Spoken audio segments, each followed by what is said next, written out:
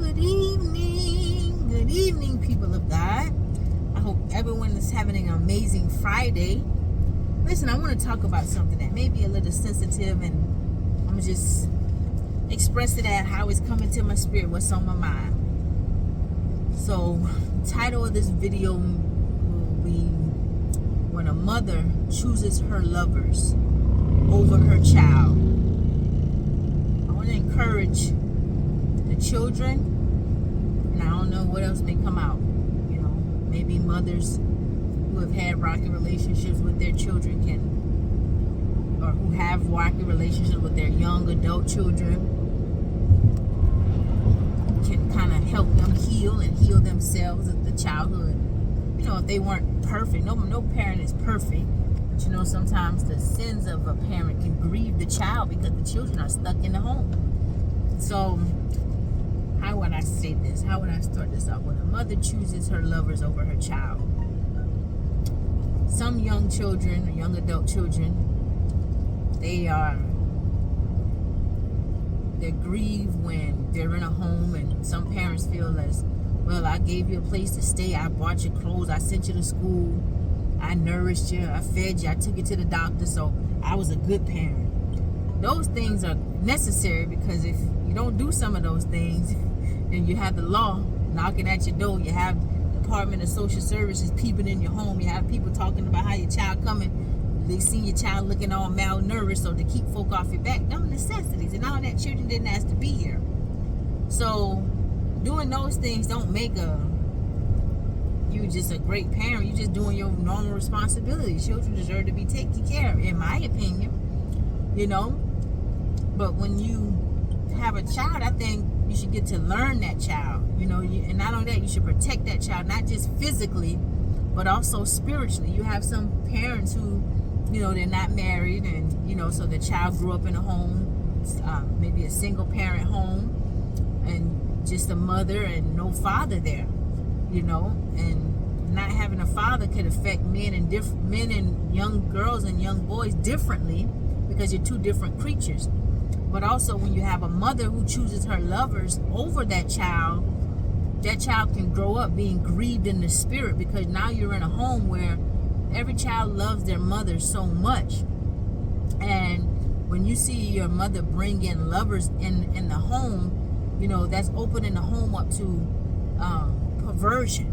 You know, so you'll have some parents where the children get older, single parent homes, and they've opened the home up to perversion, and you know, depending on all kind of stuff. Some parents open the home up to drug addiction, you know, different types of things, and the children grow up and they start complaining about some of the characteristics or behaviors. They see the child, and some parents, they see their children going off into lifestyles that they are ashamed of, the parents are ashamed of, and it's like, you know, how can you talk so down on your child when you open them up to that spirit? You know, you may have been sleeping with an opposite sex, but now you see them going after the same sex, but at the same time, that's still, you know, you were fornicating in the home. So that's a spirit of perversion. And now you see that spirit on your child, and you don't understand it. You don't understand your role. And then some parents get offended when they hear stuff like that. I know it may be hard to hear. Some parents may feel like if they weren't a good parent, but I believe, in my opinion, part of helping your child heal, if you want that relationship, if you want a good relationship, you got to take accountability for some of the mistakes. None of us is perfect. And some folk, you're young, you do the best you can. But now when you see how your behaviors, because children are born innocent. Children are born innocent. Curses are broken off of a family lineage. Generational curses are broken, not from new children being born into the earth. They ain't did nothing. They're born into it. That's why we weep. We cry when a child is born. We rejoice when folk go back to their father, especially when they're on the right side. So curses, they start before. Is what happened before that child was born. What happened? What did you do? And some children are dealing with the demons of their parents. They've had to fight through that stuff because they're fighting to make a change. You know? So children can grow up in a home wanting that love and nurturing from their parent, but mom is spending time with her lovers. She done bought you your game. She done bought you this. She done got you a room. You can go in your room and do your thing. And in that home, you being grieved as a child, and you don't understand it. What's happening in your spirit? That's the grief. That's that spirit. That's that sin is grieving you, and you can't do nothing about it. You know, because many children, especially in the black home, black family, you're told stay in the child's place. No matter what you hear happening in the home, no matter what you see, you know. And you don't want to see your mother being treated bad. Some kids see the lovers of their mother beating them, fighting them, arguing with them. All that stays in that child's mind. And then when one lover should split up with one, go to the next, go to the next, go to the next. Bringing more and more spirits in that home to torment those children. You know, when you have a child, in my opinion, you change. Because now you got to lead by example. And you get to know your child. Some parents, you never knew your child's favorite color. You never knew what sport they like. Some parents, they have children that play sports. They never went to one game and sat at one game. You know, they never was there. Some parents had children that kids made the honor roll. They never came and supported them. They never went to any type of functions. You know, and you know you can do fun things sometimes, but children love their parents. And it's like, as a child grows into adult, now that they're on their own, they're turning into an adult, it's like you deal with them as an adult, but some children still have that pain on the inside of them. And the only way to help your baby heal is to acknowledge that pain. And when you acknowledge that pain, part of acknowledging that pain is taking accountability for how you played a part in that pain even entering them. You know, none of us is perfect. We all make mistakes, but if you want to help your child heal, you got to choose them. And if you still living the same lifestyle that you had them grow up in, and you know it wasn't the best, you know you ain't really proud of all the things you did when they was younger, and you ain't made all the best choices, what choices are you making now? Are you still living that same life? And then now you wondering why that relationship is rocky. Because every time they see you, they still seeing you choosing your lover over them. Every time they see you, you may have a 29-year-old child looking at you face to face. You see the body's 29 years old, but really on the inside, that may be that 6-year-old, that 7-year-old that's looking at you, wanting you to see. A mother is nurturing. You're supposed to see that pain in your child. You're the first person who's supposed to see that pain in your child. They're wanting you to listen to them and understand them, not listening to them, letting them talk. And the minute they say something you don't like, you cut them off and start talking all over them and shutting them down. So now they got to be quiet. When they start expressing themselves and they really start letting everything come out, getting all that stuff unbottled, they're supposed to be able to unpack to you. But when they say something you don't like, you start calling them disrespectful. You want to go and talk about them to everybody.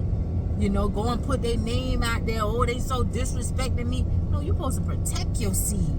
A lot of people listen to you and be laughing and talking about your child behind you. And all these people talking about your child.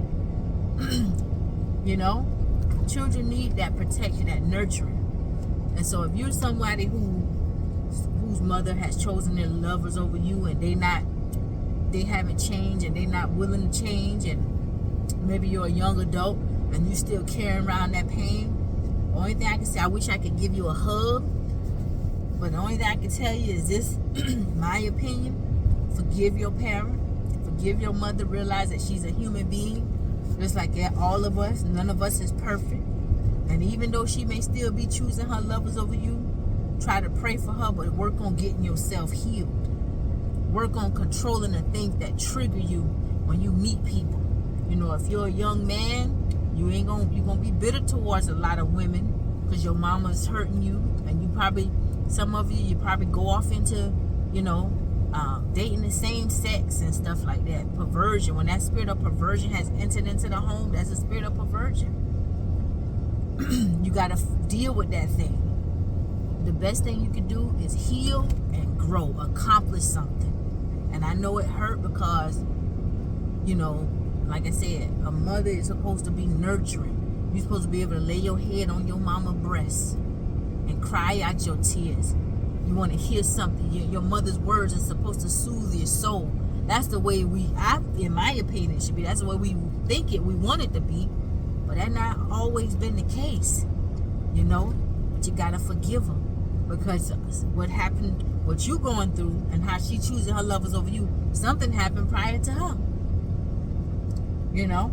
She wasn't brought up in the best environment. She probably wasn't chosen. And if you're jumping from lover to lover, she probably never been taught how to love herself. Or never stopped that pattern of dysfunction to where she realized, well, I'm not going to do this. Or she probably seen mama jump from man to man and lover to lover. And then now she jumping from lover to lover. You know? But it don't have to be with you. You can stop it. You know? But you got to forgive her, pray for her, and you got to heal yourself. And sometimes it may take separation because it's hard to heal in a place where you got hurt. It's hard to heal while you're trying to get the people that hurt you to understand you. A lot of arguments and fight you may happen because when you crying out from your heart and they just responded and not seeing that pain, it's going to make you want to lash out at them. And they ain't going to understand it. They ain't going to talk about that. Every little thing is just building up more and more, and it's hurting you more and more. You hurting yourself more and more. So you got to get away. And you got to heal. And you got to grow. You got to accomplish something. You got to get on your feet. You can do it. You strong. Get on your feet. Get you a job. If you got a job, keep that job. Go to that job in a humble spirit. You know, earn your coins. Get your own place. Little by little. Get counseling if you need it. You know, get that listening ear. Righteous counseling. Somebody with a heart of God, Spirit of God in them, that can counsel you in a godly way, understand you. You know, go to counseling and don't resonate with your spirit, find a new one. A lot of counselors out here these days, you know. But don't you give up on yourself, and don't you give up on life. We rebuke the spirit of suicide. Some children right now is hurting and painful because they feel like they in this big old world by themselves. And they think about they want to take themselves out because they ain't got that love of a mother. They feeling lost. They feeling empty. They missing that love. And you can't heal around broken people. People will use you. People will take advantage of you, your pain. And you can't tell everybody your pain. See? When the foundation is faulty, what can the righteous do? Sometimes when that foundation faulty and you ain't had that mother love, you don't know how you go out here. It's like you just an open prey. You express your pain to people. Some people come into your life, you know, they take your virtues from you. Might be sleeping with you. Some people sleep with you and take your virtues, your innocence from you. You know, take your money from you too. And you realize you're getting hurt all over again. You're looking for that love, that nurturing. But you got to look on the inside, and you got to open that Bible. And I know it's easier said than done when you carrying that type of pain. But you got to get up, and you got to move, and you got to accomplish something. And you got to forgive the ones who hurt you. You ain't got to stay around them while you still in that pain, while you have not overcome and healed from that, what they call it, childhood trauma. You got to heal. And you can't heal properly being connected to the same mouths that hurt you. The same mouths that don't understand you, that put that pain down. That don't understand you if you're not on one accord. If you're on one accord, you can heal together. Because when somebody love you, they're going to listen to you. They're going to learn your pain. They may not know the pain you've been carrying all these years. You know, you may be somebody who helped your mother heal. If she's willing to listen and take accountability. But if she not, you don't force it on her. You love her anyway, and you forgive her, and you move on. You're going on about your business, you know. And then when you get healed, who knows? Maybe God will touch you, but you got to get healing. So that's all was on my spirit. I don't know why that came to my spirit, but you know, I just shared what was on my heart. If it don't apply, let it fly, baby. But if it apply, know that you're loved, you're never alone. You know, and some children, they want to commit suicide. Some young adults dealing with a spirit of suicide.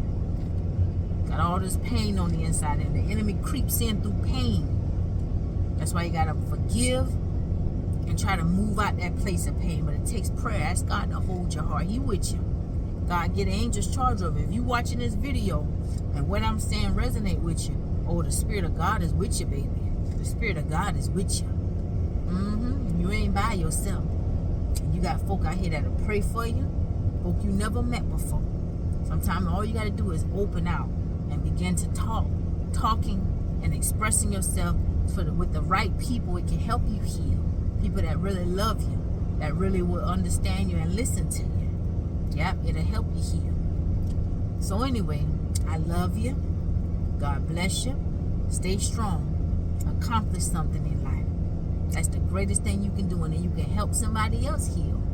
You know, sometimes your pain, it push you to your purpose. You know, a lot of folk who God called as prophets, they had trauma. Moses' own daddy lied on him. How painful you think that is to have your own parent lie on you? Somebody who's supposed to protect you. You know, it's painful, but you can do it. You can make it through it. You can beat that childhood trauma because you're the generational curse breaker. You strong enough to discard that pain in the right way. Because if you wasn't, you wouldn't have the understanding to actually acknowledge it and express it and explain it and overcome it. You overcoming it. You overcoming it. Yeah, you overcoming it. You overcoming it, little snoogle wooga wooga. Your little country bunkin' sister love you. You are loved. You never alone. Never alone. God give us power. He don't give us that spirit of suicide. We rebuke them thoughts that the enemy put into our mind. Every thought is not ours, right? Paul said, cast down the strongholds of the imagination. So anyway, continue to have a blessed evening. I love you.